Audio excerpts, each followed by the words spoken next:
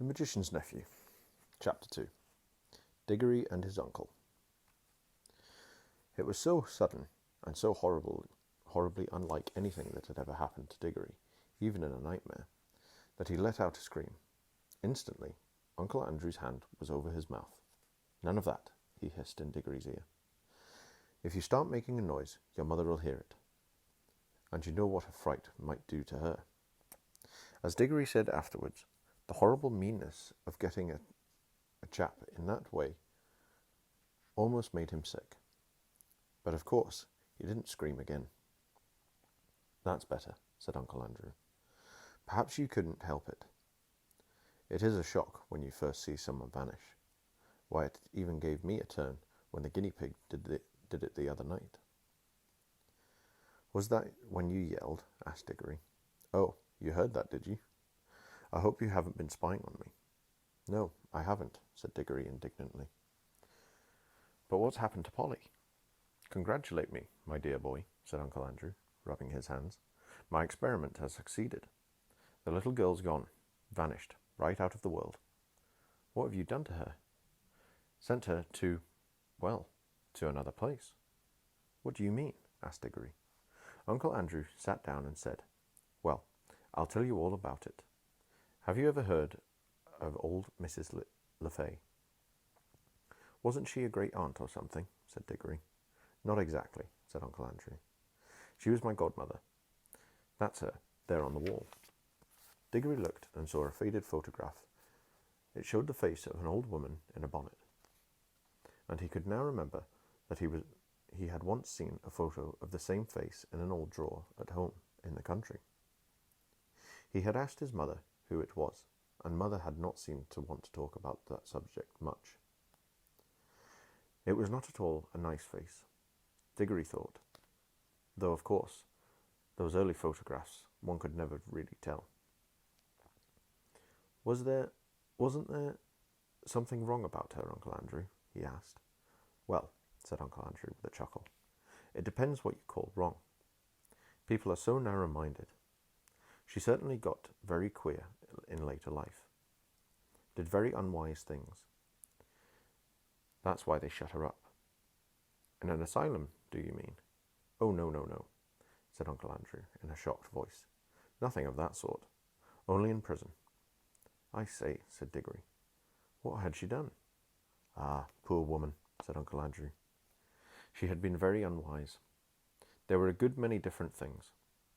We needn't go into all of that. She was always very kind to me. But look here. What has all this got to do with Polly? I do wish you'd all in good time, my boy," said Uncle Andrew. "They let old Mrs. Leafy out before she died, and I was one of the very few people whom she would allow to see her in her last illness. She had got to dislike ordinary, ignorant people, you understand. I do myself. But she and I were interested in the same sort of things. It was only a few days before her death that she told me to go to an old bureau in her house and open a secret drawer and bring her a little box that I would find there. The moment I picked up that box, I could tell by the pricking in my fingers that I held some great secret in my hands. She gave it me and made me promise that as soon as she was dead, I would burn it, unopened, with certain ceremonies. That promise I did not keep." "Well then, it was jolly rotten of you," said Digory. "Rotten?" said Uncle Andrew, with a puzzled look. "Oh, I see.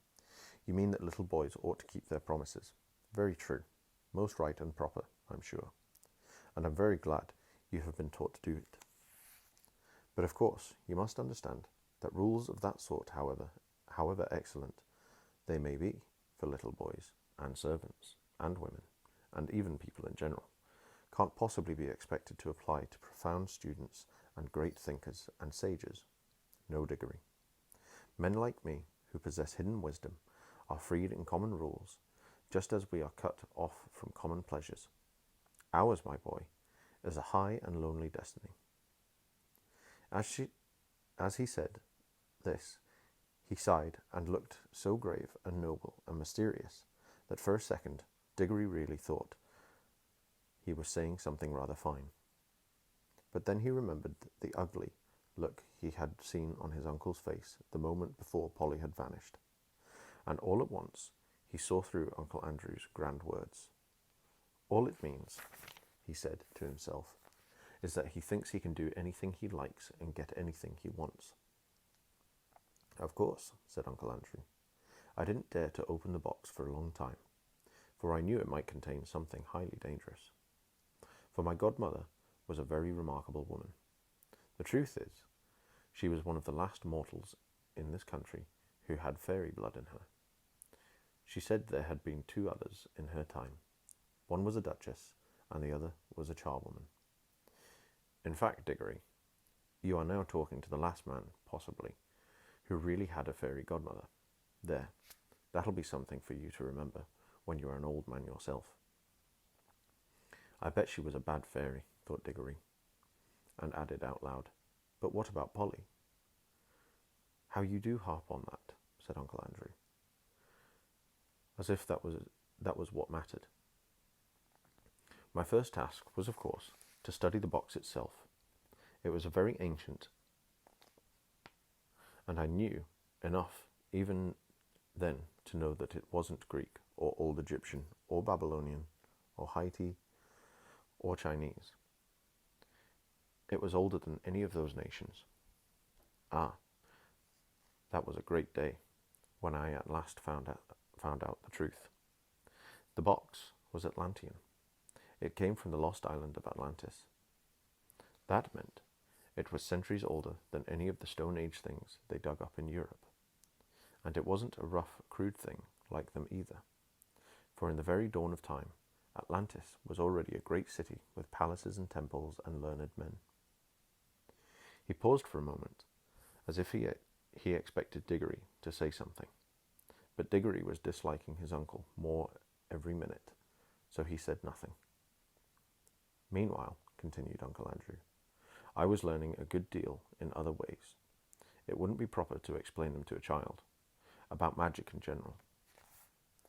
That meant that I came to have a fair idea what sort of things might be in the box. By various tests, I narrowed down the possibilities. I had to get to know some devilish queer people, and go through some very disagreeable experiences. That was what turned my head grey. One doesn't become a magician for nothing. My health broke down in the end, but I got better. And at last, I actually knew. Although there was not really the last chance of anyone overhearing them, he leaned forward and almost whispered as he said, The Atlantean box contains something that had been brought from another world when our world was only just beginning. What? Asked Digory, who was now interested in spite of himself. Only dust, said Uncle Andrew. Fine, dry dust. Nothing much to look at. Not much to show for a lifetime of toil, you might say. Ah, but when I looked at that dust, I took jolly good care not to touch it, and thought that every grain had once been in another world. I don't mean another planet, you know. There are parts of our world, and you can get to them, if you want, far enough. But a really other world, other nature, another universe, somewhere you would never reach even if you travelled through the space of this universe forever and ever, a world that could be reached only by magic. Well, here Uncle Andrew rubbed his hands till his knuckles cracked like fireworks. I knew, he went on, that if only you could get it into the right form, that dust would draw you back to the right place it had come from. But the difficulty was to get it into the right form. My earlier experiments were all failures. I tried them on guinea pigs. Some of them only died. Some exploded like little bombs. It was a jolly cruel thing to do, said Digory, who had once had a guinea pig of his own. How you do keep getting off the point, said Uncle Andrew. That's what the creatures were for. I'd bought them myself. Let me see. Where was I? Ah, yes. At last I succeeded in making the rings, the yellow rings. But now a new difficulty arose. I was pretty sure now that a yellow ring would send any creature that touched it into the other place.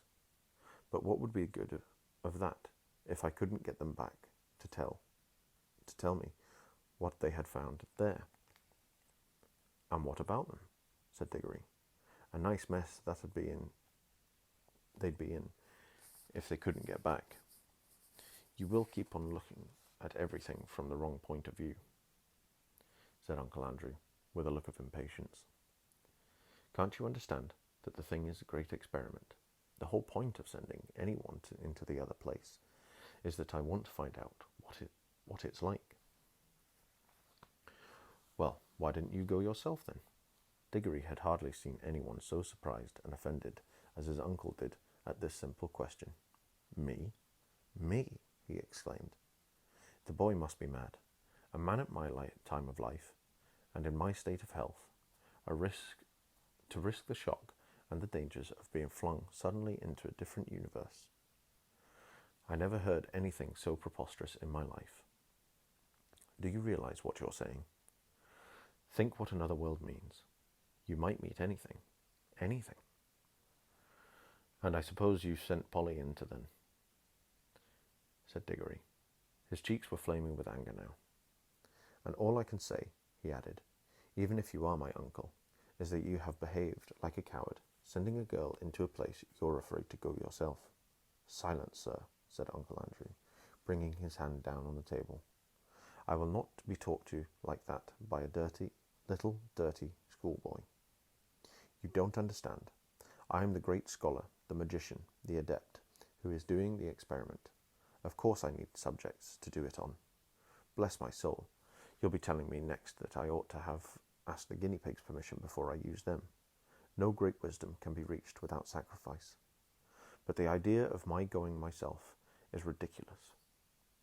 It's like asking a general to fight as a common soldier. Supposing I got killed, what would become of my life's work? Oh, do stop jawing, said Digory. Are you going to bring Polly back? I was going to tell you, when you so rudely interrupted me, said Uncle Andrew, that I did at last find out a way of doing the return journey. The green rings draw you back. But Polly hasn't got a green ring. No, said Uncle Andrew, with a cruel smile. Then she can't get back, shouted Digory. And it's exactly the same as if you'd murdered her. She can get back, said Uncle Andrew.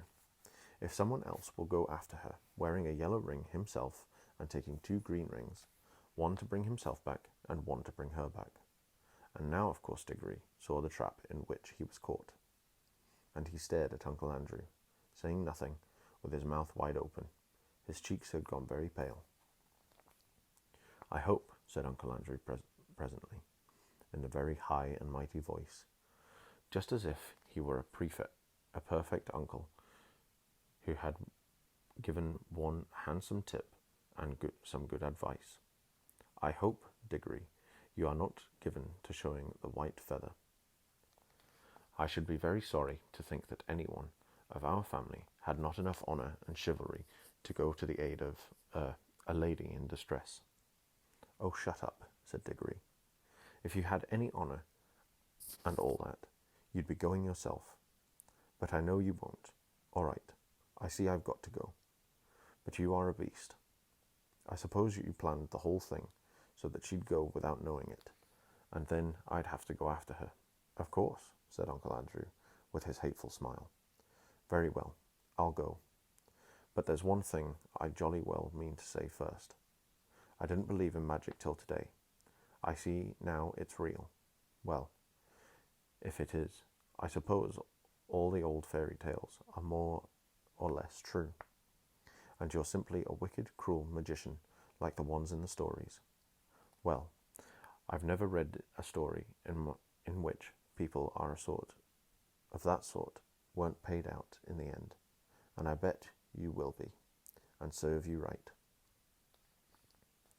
Of all the things Digory had said, this was the first that really went home.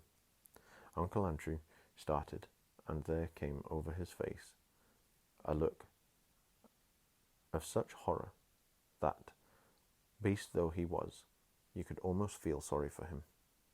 But a second later, he smoothed it all away and said with a rather forced laugh, "Well, well, I suppose that is a natural thing for a child to think, brought up among women, as you have been. Old wives' tales, eh? I don't think you need worry about my danger, Digory. Wouldn't it be better to worry about the danger of your little friend? She's been gone some time. If there are any dangers over there, well, it would be a pity to arrive a moment too late." "A lot you care," said Digory fiercely, "but I'm sick of this jaw. What have I got to do?" "You really must learn to control that temper of yours, my boy," said Uncle Andrew coolly. "Otherwise, you'll grow up like your Aunt Letty. Now, attend to me." He got up, put on a pair of gloves, and walked over to the tray that contained the rings. "They only work," he said, "if they're actually touching your skin. Wearing gloves, I can pick them up, like this, and nothing happens. If you carried one in your pocket, nothing would happen. But of course, you'd have to be careful not to put your hand in your pocket and touch it by accident.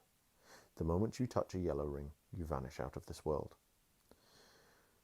When you are in the other place, I expect, of course, this hasn't been tested yet, but I expect that the moment you touch a green ring, you vanish out of that world, and I expect reappear in this. Now, I take these two greens and drop them into your right-hand pocket. Remember very carefully which pocket the greens are in. G is for green and R is for right. GR, you see, which are the first two letters of green. One for you and one for the little girl. And now you pick up a yellow one for yourself. I should put it on your finger if I were you. There'll be less of a chance of dropping it." Digory had almost picked up the yellow ring when he was suddenly checked himself. "Look here," he said. "What about Mother? Supposing she asks where I am?" "The sooner you go, the sooner you'll be back," said Uncle Andrew cheerfully. "But you don't really know whether I can get back." Uncle Andrew shrugged his shoulders, walked across to the door, unlocked it, threw it open, and said, "Oh, very well then. Just as you please. Go down and have your dinner. Leave the little girl to be eaten by wild animals, or drowned, or starved in the other world, or lost there for good, if that's what you prefer. It's all one to me. Perhaps before tea time, you'd better drop in on Mrs. Plummer and explain that she'll never see her daughter again, because you were too afraid to put on a ring." "By gum," said Digory. "Don't I just wish I was big enough to punch your head." Then he buttoned up his coat, took a deep breath, and picked up the ring. And he thought then, as he always thought afterwards too, that he could not decently have done anything else.